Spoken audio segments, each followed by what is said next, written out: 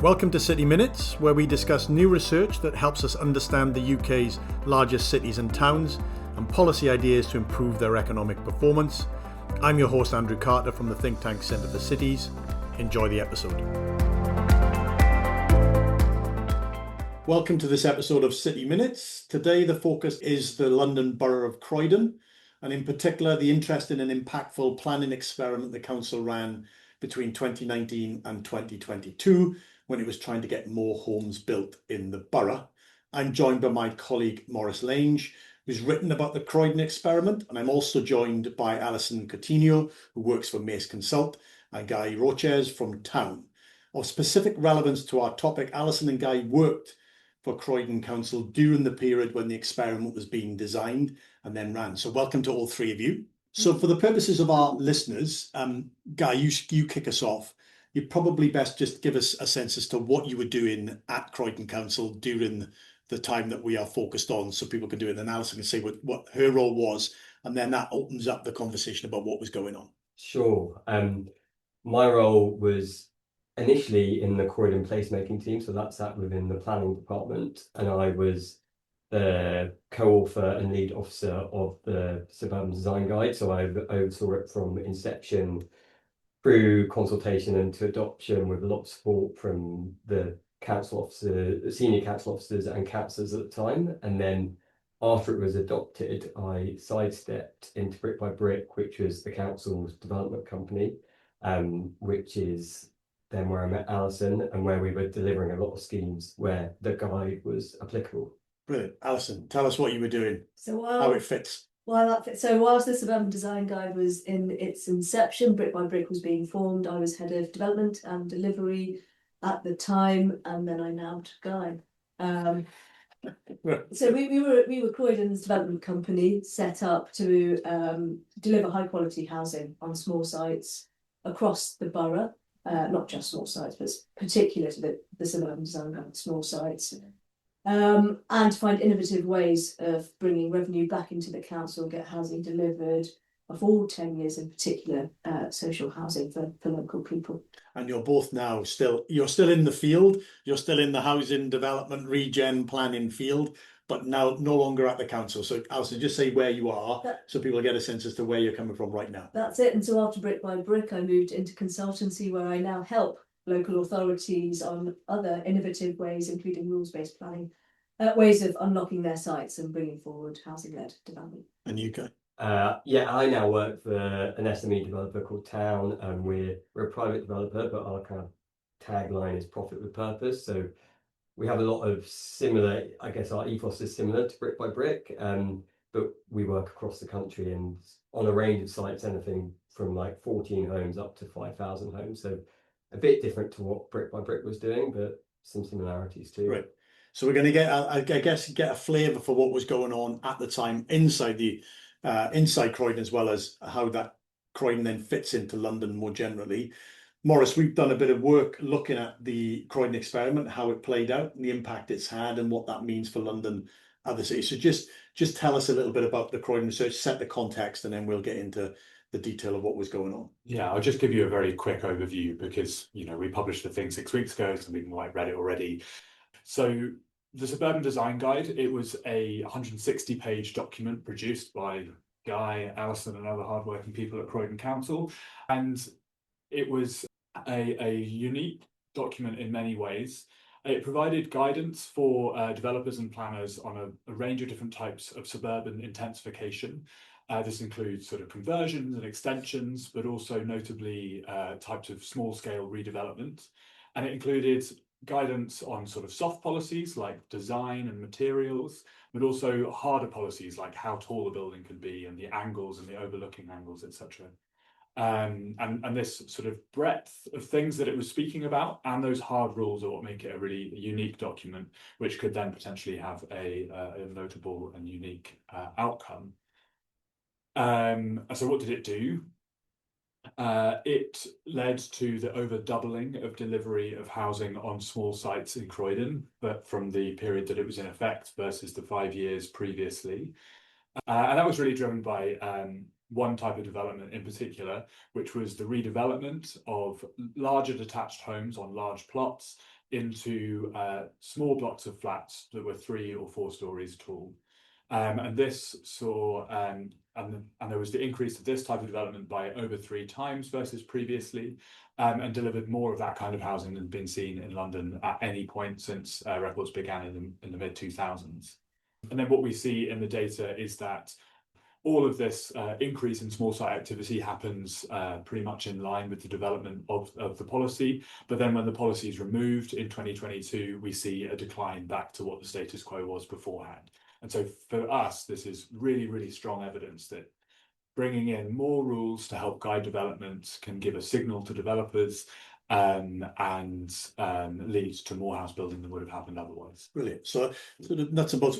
Would you add anything to the nuts and bolts, Alison? Because we're getting to the interested to get your reflections on the rationale, the motivation, why at that moment in time, why Croydon did what it did. But in terms of what it did, is there anything you would add in terms of detail to what Maurice has just said? I think that's pretty clear. It was also a response to the pressures local planning authorities were facing, resource-wise, as well as the challenge faced in making planning determinations across small sites, that pressure that it puts on planning teams. So it was in direct response to that, plus a real kind of shift in thinking from a borough who recognised that in the past it had got development kind of wrong, and that dates all the way back to the 60s, and its ambitions to be, a business centre and so on. And so it was really about it setting a tone for the future. How could it be development led, and how could it set a high quality precedent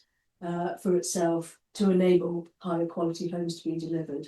And there had been a bit of a depressing number of developments that had been delivered by all sorts of local ad hoc developers and self-build outfits that just wouldn't really meet the mark that you'd expect, but there were other ways of getting those houses through planning. And actually the Suburban Design Guide did a number of things to help support. So it's partly in response to what was kind of happening already. It's just that the council felt that they were dissatisfied by what they were seeing. So it was an attempt to try and upgrade the quality of what was beginning to happen more generally. Is that right, Guy? Yeah, it was already happening quite a lot. And I think the context of the draft London plan in 2017, the housing targets were really substantial, and Croydon already had pretty ambitious housing targets in their local plan that got adopted in 2018. But it's kind of like, I remember looking back, like thinking about it over the past couple of weeks, we sort of looking over the parapet and being like, oh wow, how are we going to deliver all these homes? And the thing that Alison touched on about the planning authority's capacity to determine that number of homes and needing some clear guidance on how you bring forward these kind of sites, because it was already happening and we knew it was going to happen more. So we need to up the level of quality. Yeah. Alison, just paint a picture of the politics of it, just how it sat. Obviously, there's a technical question about housing numbers, how you deliver them. There's always the politics of how this works. Just paint a picture for those less familiar of just the background of that from a political perspective. I mean, it was clear that Croydon wanted to be ahead of the curve with housing delivery. It wanted to make a mark. It wanted to respond to a deep local need. So housing lists, temporary accommodation was just at really depressing levels at the time. In particular, family sized accommodation, that's still very much the pressure currently, but there was this real local need specific to Croydon. And Croydon, it's a bit of a split borough. North of the borough has some real challenges, and there are elements of affluence in the south. But actually, if you look across the board, there was this just urgent need for high quality homes, sustainable homes, well built, not just a roof over your head. And when you think about, the really quite depressing stories you're hearing at the moment about mold issues or unsubstantial homes that people are living in, it needed to not just have the numbers and the boxes ticked, it needed to be the right level of quality. And that was a very strong political statement from the administration at the time, that it wanted to do that, and it was going to do that in the most holistic way it could do it. So planning was one element, and then the vehicles, the special delivery vehicles it had at its disposal to be able to do it. So it was a whole systems thinking approach to be able to address its issues, and its issues weren't just, it wasn't just the housing, it was the social care, it was having health benefits, it was thinking most holistically about the neighbourhoods that Croydon is providing for. You touched on it, Mark, but it's probably worth repeating, because it'd be interesting to know whether, because it clearly had a big effect. So just remind us of the big effect, Maurice, from the work that we've done, because I think there's an interesting question from you two is as to whether, what was your expectation? How big an effect did you think it was going to have, or what were you thinking at the time, and whether it surpassed or not expectations? But just, it's worth repeating just the effect, because it is. I mean, you'll see it in the graph early on in the paper, but it's striking what happens during the period when the experiment is running. Yeah, one thing podcasts are not good for is getting Indeed across my favourite graph. But yeah, so the policy is in draft from 2017 onwards, and through that time you're seeing a sort of a more gentle and then a really, really significant uptick in the number of applications for developments, which are kind of 6 to 10 units in size. So you're not just adding sort of one house here or there, or just one granny annex. You're doing a more significant project, and that would be sometimes 9 flat units, sometimes it would be 5 flats and then a few terraced houses. Yeah, they were lots of small scale things, which together meant, on those types of developments alone, there was over 500 homes a year being delivered just on the 6 to 10 size site, and then small sites all in all was nearly 1,000, and that was over double what Croydon had been delivering to that point, and was setting records for anywhere in London doing that kind of job. And sadly, as you say, you saw the uptick just before. During the experiment, sadly, the uptick went down negative, or at least considerably back to where it had been pre-17 when the experiment ended, which we'll come on to maybe talk about what we learned from that. Well, I would say that spike was also during COVID and during the pandemic, where across the UK delivery was somewhat slowing down. So there's some other factors affecting the fact that actually, if that's a spike to be sustained over the pandemic period, says something about the kind of the ability to secure those planning consents and what it could do to keep house building. Yeah, I think it's kind of, because if you look at the effect of a successful effort to get lots of big house building, that comes in quite significant spikes. It's like, okay, we've delivered 150, great, and then it drops off the next year. Whereas what we were seeing was sort of an incremental increase in the amount of lots and lots of piecemeal development, which could have gone on to provide a much more sustained year by year. It might fluctuate up and down a little bit, but it wouldn't have been anywhere near as sensitive year by year. Yeah. Guy, did it meet your expectations? Did it change your expectations? I mean, was it so successful that ultimately that led to its demise? I mean, how do you think about that? I think that's probably a good point. That it was so successful that definitely it's too much of a good thing. It became very political, because the kind of sites that were particularly ripe for the kind of development Maurice has just described are typically in the south of the borough, which tended to be more affluent, as Alison has referred to, but also tended to be conservative leaning. And so it then obviously there for the taking for then the mayor elections to kind of politicise it. And I think in terms of numbers, it was probably doing about what we expected it would do, in terms of, like, when you look at the housing targets, it was about on track what Croydon needed to be doing at that time. But those housing targets were also kind of really high. So that doesn't make it any less impressive in what it was doing. And I guess in terms of its impact, I'm sort of like, it had that impact at the time, but I'm sort of equally amazed that 8-9 years on, it's still being talked about, and its legacy beyond just Croydon is actually, in a way, even more powerful than what it did at that time and place. Yeah, it's also very depressing. So at the same time, because actually it was well publicised at the time, and it's slightly depressing that other London boroughs, outer London boroughs in particular, hadn't cottoned on to the idea, or maybe they had and they felt actually it was just too divisive, but we weren't seeing kind of more national rollout of it. So I think for me absolutely exceeded expectations. But there were other, I think, side consequences that I don't know if they were really perceived at the time that you were writing this thing, Guy. But it enabled kind of portfolio approaches. It enabled for a borough of sort of Croydon size, a bit of a pipeline that you wouldn't otherwise see. It was also, I mean, certainly from a brick by brick perspective, which fine, the scale of the pipeline, brick by brick pipeline would represent, typical pipeline to a local developer, but the ability to invest in modern methods of construction and SIP panels in particular were able to be rolled out across a number of sites. So there are these subsequent kind of benefits to the borough, local skills that were being enhanced through employment of different types of construction methodology. So there's something around that I think brought added benefits and qualitative benefits that I don't think I was expecting when it first was released. We'll come back onto that sort of the impact and why we think it had the effect it had. Guy, just say something. I mean, we can't go into all the detail, but just say something about how, introducing the guide, how did that change the way that the planning operation in the council worked? I mean, what materially did it enable you to do more of, less of, do different? Just paint a little bit of a picture of that. I think in terms of applications coming through, there was, I mean, with the guidance being quite clear and explicit, it was very easy for case officers to essentially get through a number of cases much quicker.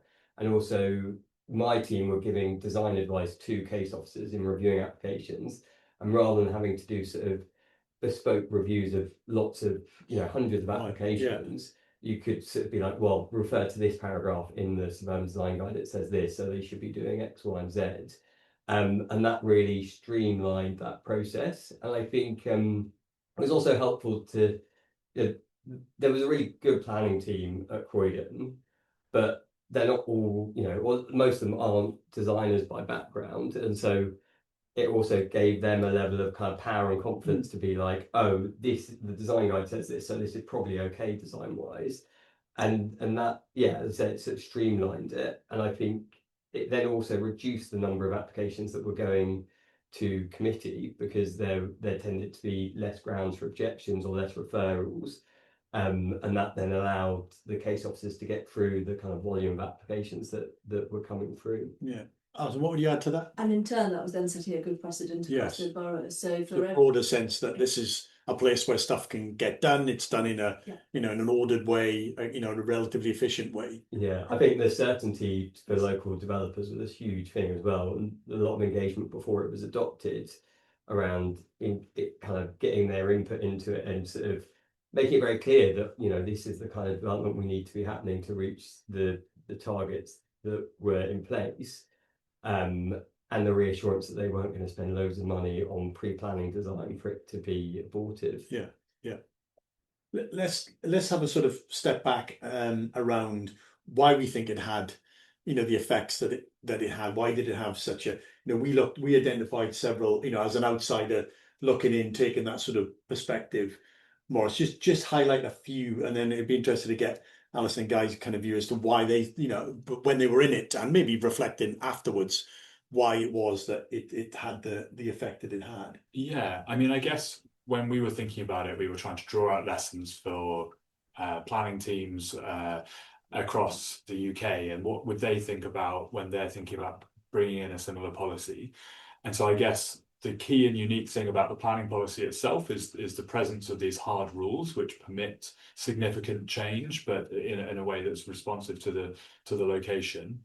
But then I suppose there's the other characteristics of what Croydon is like, which meant that this policy could be successful in this place. Firstly, it's the availability of land. So, these 6 to 10 unit developments, it's very difficult to do that on a terrace plot, for example. What you need are a plentiful supply of larger detached and semi-detached plots where it is possible just to buy one bit of land and then come in and do a development on just that one bit of land. And this was very successful in Croydon because it has plentiful supply of this type of building, or this type of plot. There are 35,000 similar plots across Croydon, and you can have a massive effect by redeveloping only a very, very small proportion of those every year. Only 73 were being flipped for this this type of small scale redevelopment each year. And you know, you can extrapolate that to 2100. How many detached houses would we still have? We'd still have over 75% of them still around. And so you can have significant gain without a significant loss, I suppose. The other thing that's really important for making sure that development can happen is, you know, just because you've got a planning rule in place doesn't mean that development's going to happen.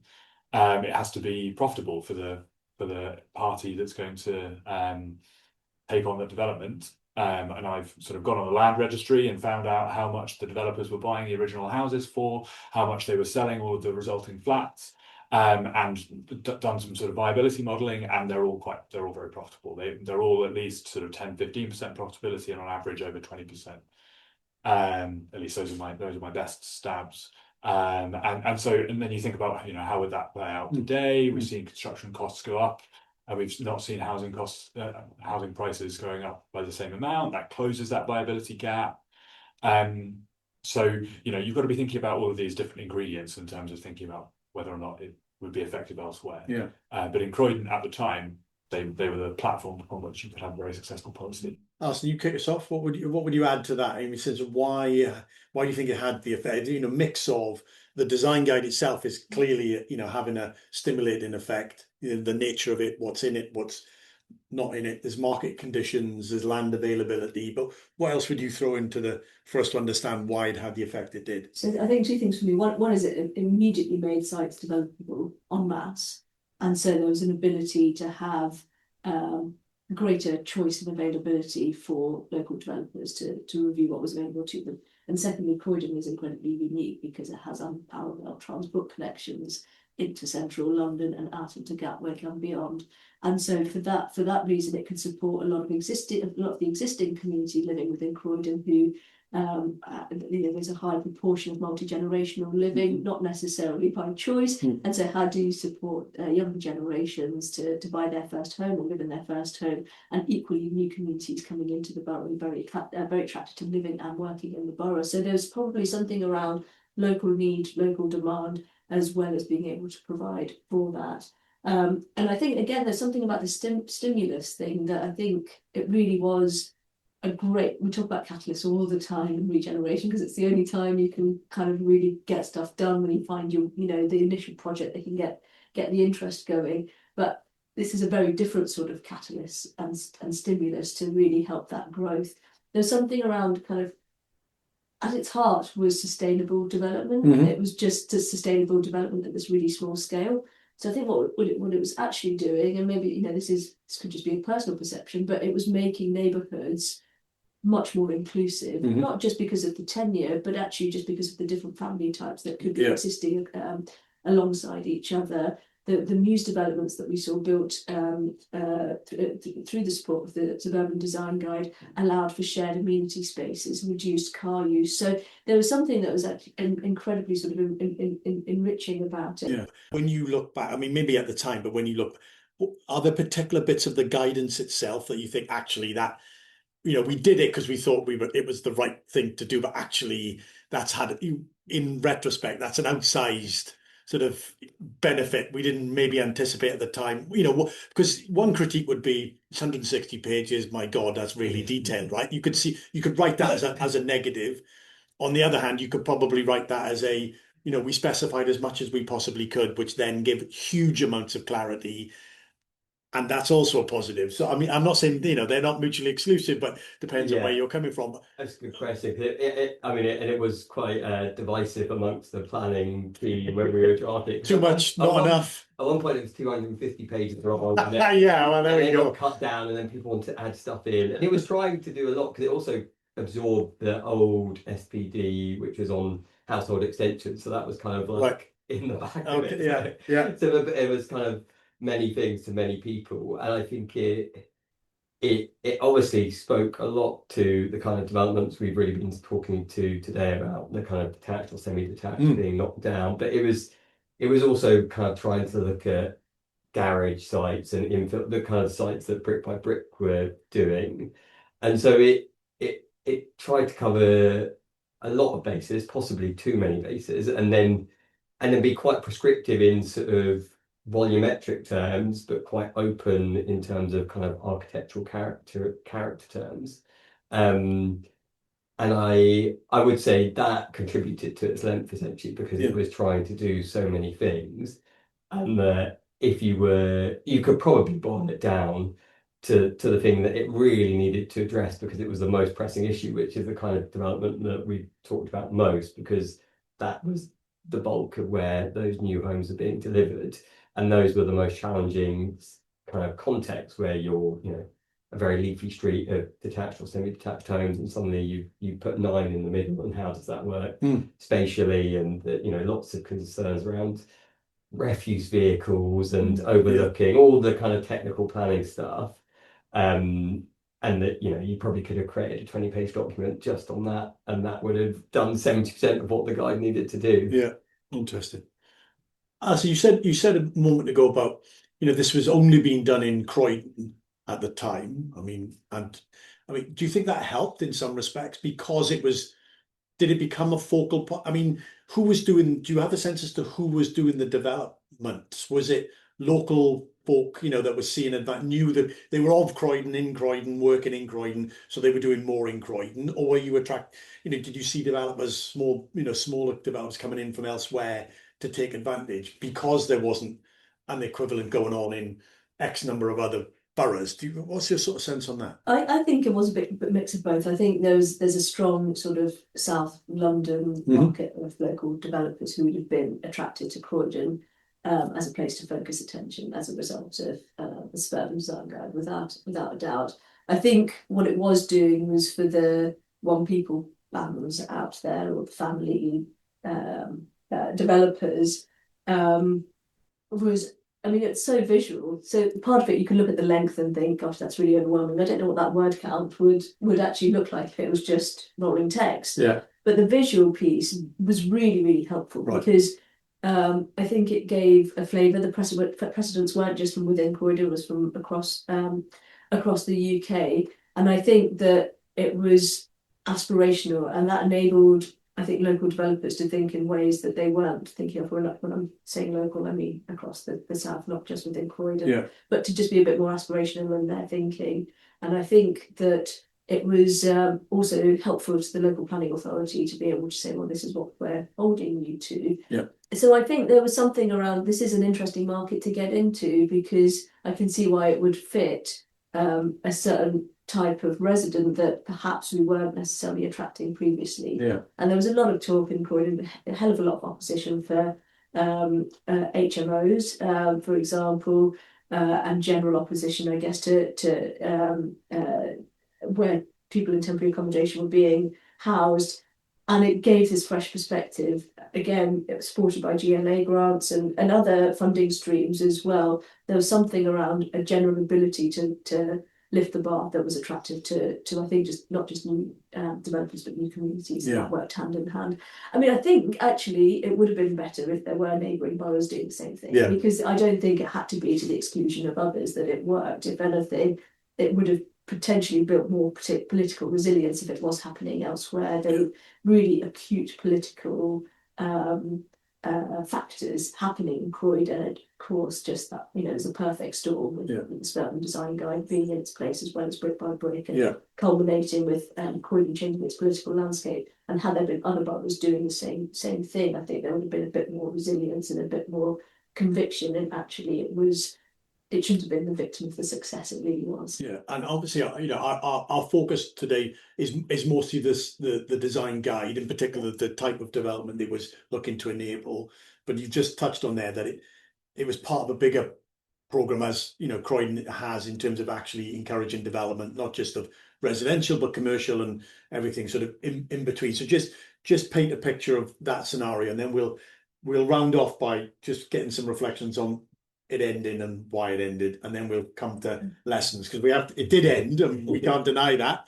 And we should just be mindful about why it ended, because I think there are lessons in that as well as in the good things that it produced along the way. But just fill in the broader picture of what was going on. So important, because we talked earlier about the local planning authority being constrained with resources, and it had some fantastic people working for it, which was just, that shouldn't be underestimated, of the efforts that they were going through to try and get applications determined and the right applications determined. But local authority funding had been just so heavily slashed, and for cash-strapped councils to be looking for alternative revenue streams, it had to think broadly and give itself breadth and depth. So, I wasn't part of this at all, but a whole separate service area in the council was looking at strategic purchases. There were hotel deals, there were street purchases to deal with the housing crisis. And if you think about it, eye-watering, buying at market value, a terraced house to put families in versus building yourself, but dealing with this real kind of lifetime issue where you couldn't wait. Development is a long game, versus the immediate need to get people housed. So it needed to think laterally, and it was part of this broader sort of, for me, a neglect in local authority. And we are seeing through devolved powers and so on a bit of a change now. But really, Croydon did have to think differently and have a whole systems approach to how it was able to deal with its needs and its crises. I guess that was one of a reason why it was successful, because it wasn't this in isolation. It was, there was a broader suite of things going on, which has capacity benefits as well, right? Just to be kind of the department, those responsible are more minded towards this sort of stuff because it's not being done in isolation. Yeah, I think totally that it's kind of, we are all working towards like how we deliver enough housing and how we give people the opportunities to kind of essentially get on in life and have a good quality life. And that systems approach that Alison talked about, I think it was very alive in Croydon at the time, and the kind of different the different departments doing different things but coming together. There was a lot of consultation with public health on the suburban design guide as an example. So it had quite that wide ranging input of different services and what the implications could mean for them. Yeah. Alison, just say a little bit more about Brick by Brick. You probably need to say a little bit about what it was and is, but also then how it interacted with the design guidance and how both of those things are working to make a better outcome. So Brick by Brick was Croydon Council's private development company. It was a limited company working from separate premises. It was made up of development managers. It had in-house designers as well. Standardisation, common coding was really important, design codes to what we were doing. And we were basically the delivery arm for Croydon. So we had taken all of the land holdings of Croydon across the borough and undertaken high-level sifting of potential developable sites. So the suburban design guide was produced by the local planning authority. There were strict measures in place because we were, an external applicant to the council with our planning applications. We had a planning performance agreement in place. But what we were able to do was have this portfolio approach, because so much of our work was informed by the suburban design guide, which was rules-based and prescriptive and talked broadly across all of our sites, which made for more efficient dialogue with case officers. It enabled case officers to understand where there were nuances. So the suburban design guide certainly gave us a level of kind of planning certainty, because it sort of front-loaded a lot of that decision making.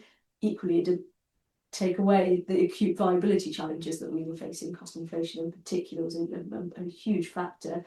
So where the suburban design guide was quite prescriptive on materials, we were able to have really useful dialogue with the local planning authority on where we were suggesting alternatives, and where it could, in many ways, it was holding us, the local planning authority was holding us to set that design standard extra high. Very good. Guy, what would you add to that? I guess, then it fed back through to case officers then seeing what we managed to do on the brick by brick sites and kind of the dialogue we were having, and sort of saying, well, we've managed to make this typology or this material work.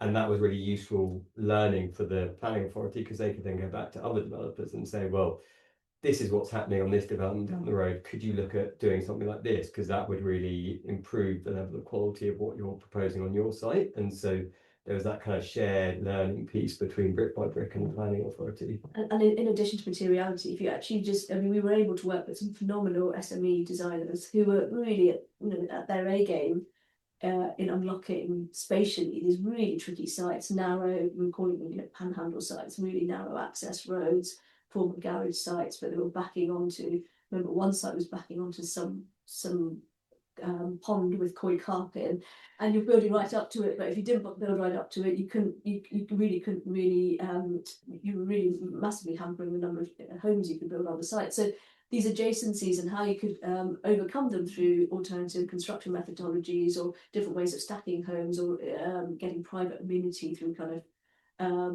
your configurations were then used where in dialogue with other developers where they were struggling to hit. And of course, when you go over that 10-unit mark, you start getting into territory of having to include affordable housing on your sites and so on. And so where we were overcoming some of those challenges, they could be used as useful context for other developers to very good. Maurice, take us back to your favourite graph. Say something about, it ended. What happened? Yeah, it's been quite fun trying to put together the puzzle from the outside, and I guess we'll probably get more of an insight. But I think in my mind, from the kind of big picture, there's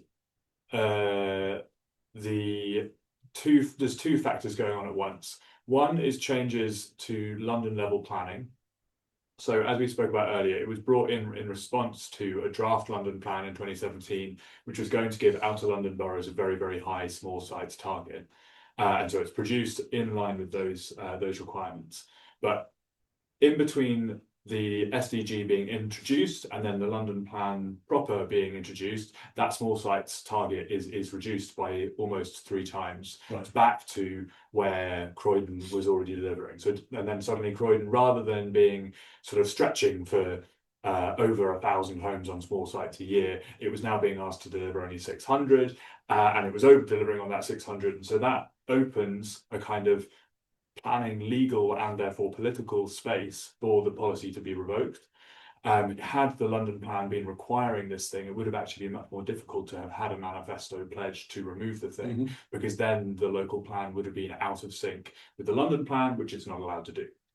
But then the other part of it is the sort of political kickback, which once this opportunity was opened by the London plan changing the requirements for Croydon, then politicians could become out against the thing. And the graph shows that the numbers drop quite significantly. And it wasn't just a sort of party political thing. By the time of the 2022 election, you have actually the Labour Party candidate as well as the Conservative Party candidate running on a ticket to revoke or at least roll back some of the SDG policies.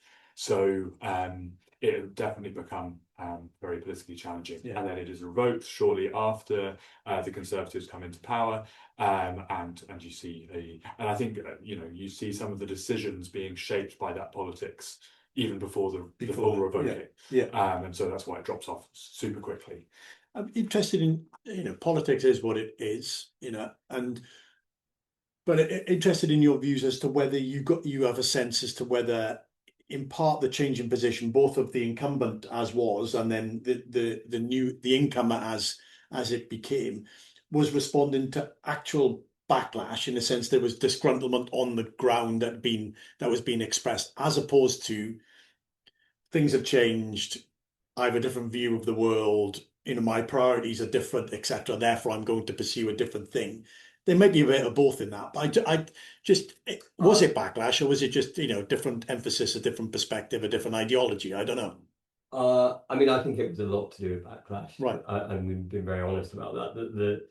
It was incredibly difficult context for the Labour administration in the council at the time, in the context of wider financial issues for the council, and they, the writing was on the wall that they were going to lose their majority, and there was some quite big, I think, political U-turns, because they realised that what they really advocated for was demonstrably unpopular with a lot of local people, which is a problem in itself, that there's a bit of guidance out there that is not popular, and that's a whole nother thing that sort of needs to be addressed if this kind of guidance is going to come forward elsewhere.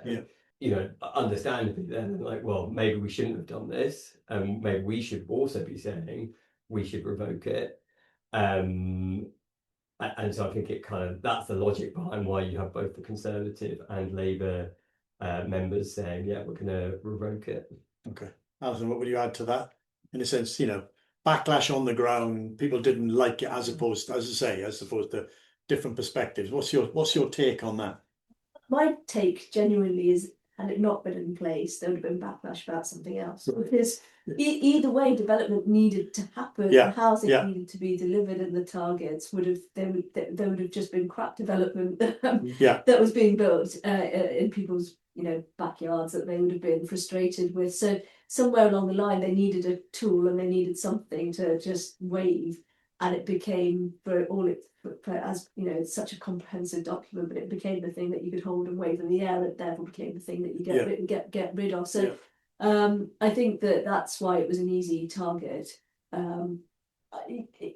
Yeah, like I say, this north-south thing in Croydon is really acute, and I think that there is this fundamental belief, not just in Croydon, not just part of it across large parts of the country, that it's fundamentally, you know, anti-development. And there's something around our messaging, and I know we've talked about this before, that we kind of talk about this housing crisis in isolation as it being a housing programme.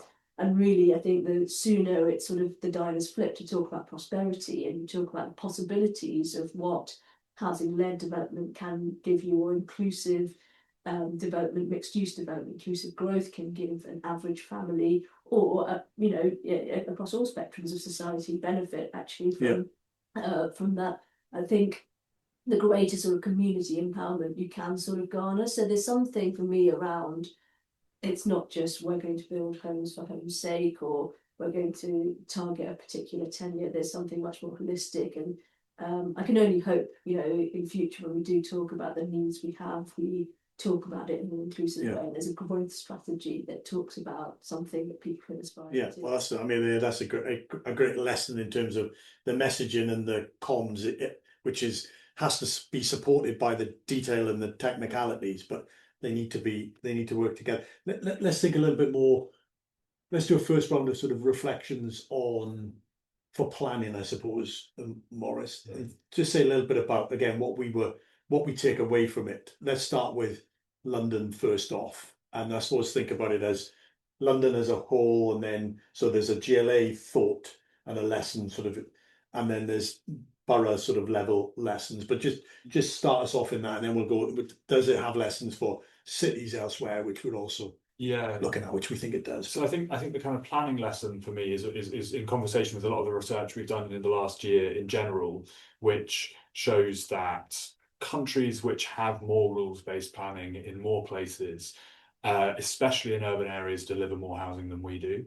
And that our cities are really lacking in housing. And once we build a place, we really don't do anything to add more housing in that place, by and large. And so those are the kind of the framing points. And then you look at this and you're like, well, something can really work to change the way that housing development can happen in the UK. Then I'm very confident that if we did more of this, we would see more housing get delivered, and it would be in places where people would be in broad agreement is kind of where you want to be delivering it. People don't like building a lot of fields, and I think there's a strong sort of political argument to be made. Well, you need to do less of that. You're still going to have to do quite a lot of it, but less of that if you do a better job of building within existing urban areas. And so in London, where it so obviously would have a positive effect, I think the mayor needs to take a real lead on making that happen. I think that is because it is politically very unlikely that you would get local authorities taking bold decisions on their own and then them being politically sustainable, especially because they're out of London, which are more likely to be flipping politically. And so I would see it, the analogy I've been drawing is like about ULEZ, initially incredibly unpopular and very much an inner versus outer London split on the politics of it. But it's something which lots and lots of people, including lots of people in outer London, would see a direct benefit from. And it's something that once you've weathered that initial political storm, then you could see a mayor going, I've done this thing, and the breadth of sort of people's experience of the positive impacts of that could see a mayor re-elected on those grounds more likely than the more micro local authority where the benefit is more diffuse than the politics of the issue. So I think that the mayor needs to take a lead in mandating it, and then I think then there's a question about whether or not the mayor brings in the policy wholesale through the London plan directly. I think there will be positives to that, in that it would be strongly identified with the mayor and it can be done very quickly, and it would be done kind of to the outer London boroughs that would be less likely to be compliant. But then the converse to that would be you might lose some of the sensitivity to local geography that the Croydon thing had. Some of the good stuff around Croydon was, there's lots of diagrams about hills, because Croydon is quite hilly, and that helps particular types of development in Croydon. And maybe your London one, if you were trying to tick off all of the local specificities, would end up being 400 pages long, and that could be complicated. So maybe we get to a kind of iteration where you have a London-based thing which sets a platform which speaks to acceptable stuff everywhere, but then there are strong small site affordable housing targets which then local authorities would then iterate upon with their own local policies, which would go above and beyond rather than claw back from that London policy. What would you add to that? I mean, it says rules-based, more rules actually enable development in some respects because of, and probably going to need some kind of London-wide approach, not just a individualized borough approach. Would you agree with that? And what else would you add? Yeah, I think the rules-based approach makes sense, and it's always kind of made sense to me about why don't we do this in the UK? And it's funny, when we were drafting the design guide, I remember a lot of case officers being quite nervous about it, kind of shifting it towards a more rules-based approach, and that they're kind of sense of, but it's meant to be subjective on the kind of basis of planning balance and taking every scheme on its merits. It's like, well, yes, but we also need to deliver these housing, and we've got all these sites that are right for it. So let's kind of grease the wheels a bit here. So I think conceptually that is where we need to move, but I think I think the current planning system is not very well set up for that kind of approach, and that's why I think actually Morris's suggestion of having a kind of tiered approach where you have that platform that's set at the kind of citywide London plan, stipulates that boroughs have to do something to deliver sites. It might give a little bit of loose design guidance, but I think the thing that Morris said about it is so spatially specific, a lot of these types of sites. And sure, Sutton and Bromley are quite similar to Croydon, but it's quite different to say Barnet. And so I do then think there has to be some level of impetus at a borough level, that they have to spatially think about what the London plan has said we need to do mean within our borough. And I really hope that does come through in the London plan. Yeah. Alison, what would you add on just on the London, and then we'll go to other cities, but just on the London basis? Yeah, I think absolutely. And if anything, it's setting the minimum threshold across London. I think that would work well, and it does then allow for more unique context to respond accordingly, which is no different to, I suppose, how the London plan works alongside your local plan. So I think I can see that being a strong move for the mayor to indulge in, I think. Yeah. And find out soon. Well, indeed.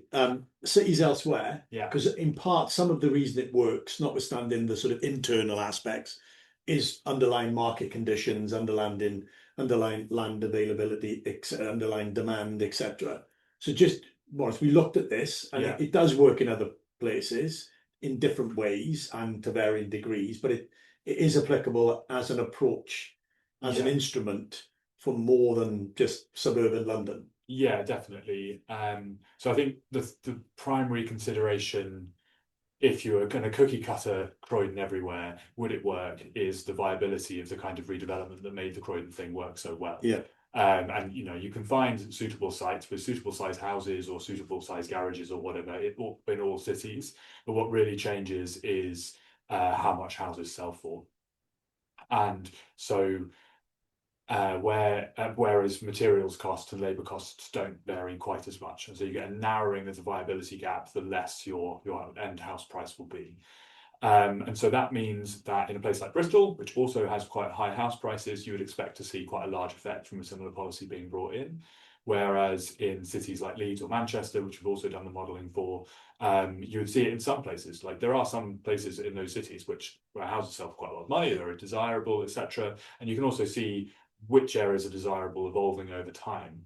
And just because houses in place X don't sell for very much now doesn't mean that if you built something that was new, it wouldn't be more desirable. But I think you would expect to see the effect being to a lesser degree in terms of the number of houses coming through, just on the viability and profitability of development varying between places. Where we get to on that though isn't like, oh, Leeds and Manchester shouldn't worry about this thing. It's like, well, actually, they can learn from this and they should be looking to introduce these types of policies so they can kind of get ahead of the curve. The fact that Bristol and London have really high house prices is in part because we have constrained housing supply. And if you can make sure that as your economies are improving, as Leeds and Manchester's are, you have planning regulations which allow that to flex in response to demand, then they might not ever end up in a situation like Bristol, Manchester, Bristol or London are. So our recommendation is that we should use these things as widely as possible. Alison, what would you add? I can see that working, and already we're looking, very carefully at the government's got its New Towns programme, for example. We've got urban extensions to be considered. I can see them working in these contexts. I can see them working really well with development corporations as well. So there's something there where I think there's a sweet spot around where you've got strong political leadership, where you've got mayoral authorities. The role of devolution starts to really complement this. There's some sweet spot areas where it could really work. You're right about the viability challenges. And I think that in some areas it will completely revolutionise, and others will have a more modest level of success. But every success at this minute, where we're sitting at this a bit of a kind of real kind of impasse with housing delivery at present, will help. So you can see this incremental improvement that it can have. I mean, one reflection, I suppose, is, of course, policies are reviewed and have periods of review, but perhaps, if there's success criteria that get hit, is there an opportunity then to revisit what it's setting out to do? Or is there a way of giving local residents comfort that they're not actually just going to see their otherwise suburban neighbourhood turning into a metropolis, And how do you give comfort around that? I also wonder whether it could sit alongside a suite, maybe not as long, but a suite of similar design guides, but around maybe town centres and so on, so that actually it doesn't then just become just about the housing piece. Yeah, I think when I'm thinking about, rules-based planning in medium-sized city, and the local authority covers the whole thing, I kind of think that in those places, as opposed to the London boroughs, where, okay, you've got the distinction between North and South Croydon, but you're really writing policies spatially, even if they apply to the whole borough. If you're writing it for a small or medium-sized town, maybe you really would want to be more spatial about where this is applying, where it's not. And you could say, in the suburbs, the outer suburbs are really going to say as the outer suburbs, and that's the way zoning would say that, a normal zoning plan in another country would usually have pretty conservative rules on what's allowed in the outer suburbs. But then you've got these inner places which haven't really evolved, and we're going to try and encourage some stuff to happen in those places and see it look more like the shape of a city. Yeah. Guy, just bring us to a close, but just bring us back to the sort of Croydon experience when you were there. If you were doing it again, how much, and it's perfectly okay to say it's 100%, right? We'd do it all again. There's nothing I would do different. And it's also perfectly okay to say, actually, 50-50, we got, but just your sense as to, when you reflect on it. I think reflecting on it now, I think the messaging around it and some of the things we've talked about today about that kind of why are we doing this, even though I think within the council that was well understood, right, probably amongst a lot of residents that wasn't understood, and what they saw was what they see as quite nice family detached homes on their street being knocked down, and then suddenly 9 homes appearing and being worried about number of cars and access to GP surgeries and those kind of concerns which people naturally have, and communicating that there is this bigger strategy going on to essentially to deliver homes and to kind of enable access to good quality housing, but also kind of wider infrastructure planning around GP surgeries and the likes of that, but also the messaging that actually with more people, your local shop becomes more sustainable, or actually having a regular GP surgery in the same location every week is more sustainable. Those kind of things, I think, were missing from that consultation we did. And I guess I probably would also make the guide shorter, so the kind of more practical point of what are the things that we really need to deal with, and probably be more focused, because it was, it was quite specific, the kind of developments that were coming forward. And I guess there's also a kind of almost a question back to myself. Then it's like the guide was meant to talk about, it talked about other kind of developments rather than just the kind of detached and semi-detached homes being redeveloped, and why were some of those other kind of small sites not coming forward as much. And I mean, part of that's probably availability of land, but then probably having less of that in the guide would probably make sense, because actually there's not such an issue with that, and that can then be more case by case subjective. That's more, because you talked a little bit earlier on about, the guy just picked it up, the messaging, the way it's talked about, both in a sort of general sense, but then in a specific sense, because stuff is still going to happen. People are going to see it. They're not, you can't blindside them that the development doesn't happen. It does happen, but just being able to talk about that and I guess talk about it consistently as well, not just the one time. And it's so easy to talk about what's broken.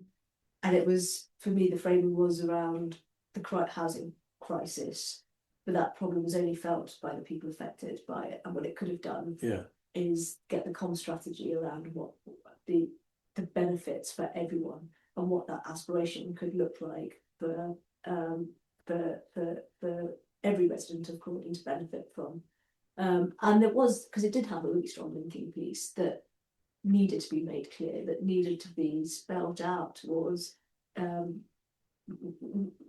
really the wider context of Croydon was that its town centre was changing. It was Westfield that was once talked about, then a lot of CPO and a change in the town centre. People were feeling really nervous about a place they called home for decades, really, and it had a real opportunity, I think, to help enhance its local towns. So within, if you take central Croydon out of the picture, it's made up of these wonderful kind of villages and little towns within the wider Croydon. There was once one called Surrey, and the local business piece, and how you could support local talent, how you could nurture local talent, how you've got kind of longevity to your family being relatively close by. My parents actually moved from Leicestershire to Croydon. It's all great potential in Croydon. They're still there, I'm not. But you can see, aspirationally, it was really going places. And I think if it kind of had linked into that messaging strategy, who knows? Who knows what the outcome would have been? It could have, it would have, like you say, ultimately, it was still about development, and that was never going to go away.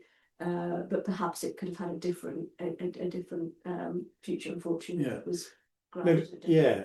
Maybe a last thought. I mean, more as one of the reason why we were interested in it and looked at it was that it actually worked, right? I mean, I know we can talk about it could have been better, it could have been different. We could have done it differently. We would do it differently, but it is quite a nice example of stuff that it looked like this. Something was changed, and something demonstrably and impactful happened as a result of it. Yes, some people would be will always be unhappy about that, but it did have an effect, which is partly why we were interested in it in the first instance. Yeah, I think it's very difficult to find examples that are as clear. Yes, this had a positive effect, right? As clear cut. Yeah. Government says want to build more houses, finds thing, builds more houses. Here you go. So yeah, I mean, I think that's why I've become more interested than I thought I might be in this small example.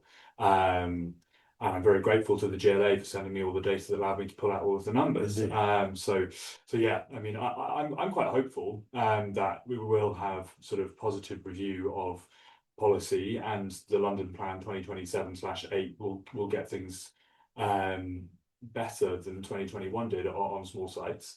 And I think it's just up to them to be bold and go, okay, well, the thing to learn from Croydon isn't that mansard extensions are where we really need to focus. It's actually on slightly more significant stuff, bolder stuff, which is going to be a level of like potentially challenging politically. But if you get the messaging right and you say, you know, we've got a temporary accommodation problem, which we cannot fix with social housing grant alone.